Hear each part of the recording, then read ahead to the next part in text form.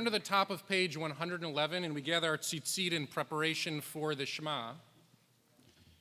And as we prepare to chant the words of Ahava Rabbah, about our boundless love, about God's boundless love, I want to express my boundless love for all of the guests and the simchas that we're celebrating here this morning.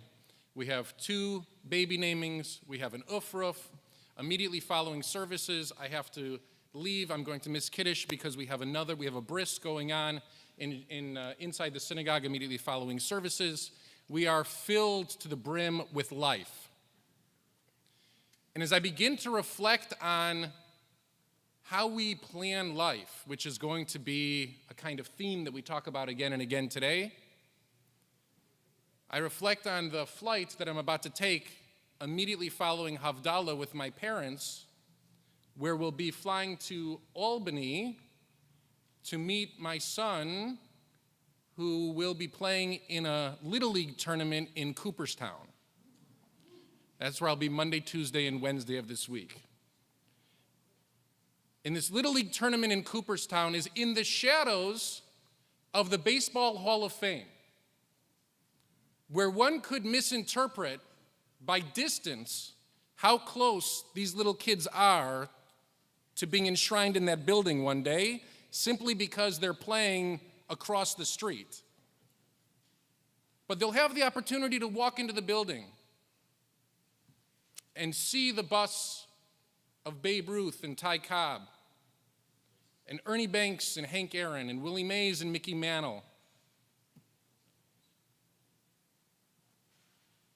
And it'll inspire them to believe deep down that if they try hard enough, they can end up playing just like those guys. And they'll walk them over to the Holy of Holies, they'll walk them over to the Honus Wagner baseball rookie card, and they'll show them that this little piece of paper is documentation that the game is so much older than any one of you. I thought about that yesterday morning because I was standing in this room surrounded by campers from our day camp here at VBS. And I brought them up to light the Shabbat candles and to say Kiddush with me. And I brought them up to tell them a story about the very first Shabbos with Adam and Eve. And the reason we raise our children inside of Jewish community is because we want them surrounded by the likes of Abraham and Sarah, and Moshe Rabbeinu and Joshua, and Maimonides and Rashi, and Herzl and Ben Gurion and Golda Meir. We want them to believe that they can in fact grow up to be enshrined in the Jewish Hall of Fame. And we walk them over to the holiest document we have, we walk them to the Torah, and we explain to them that it's possible. It's possible for them to grow up to be just like those people that we talk to them about. Sometimes we lose sight of the fact that we're not raising children. We're trying to raise adults. And sometimes religious school and day school and coming to services lacks the fun of running around in the grass in the sun and throwing the ball around.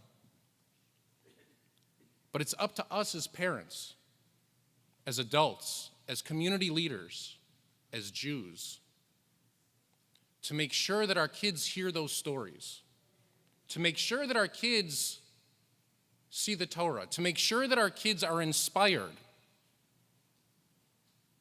Because just like the relationship between Little League and the Hall of Fame, if Little League stops, the Hall of Fame becomes meaningless.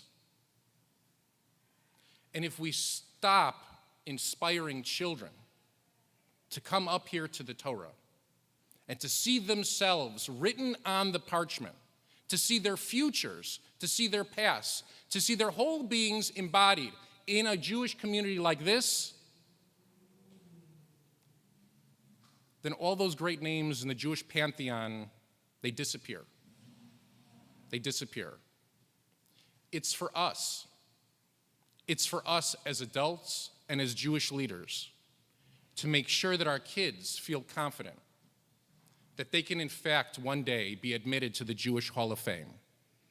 And I hope when we build the Hall of Fame, it's not in Cooperstown, it's in Encino, because I'm really getting tired of these flights. Ahava Rabbah begins on the top of page 111.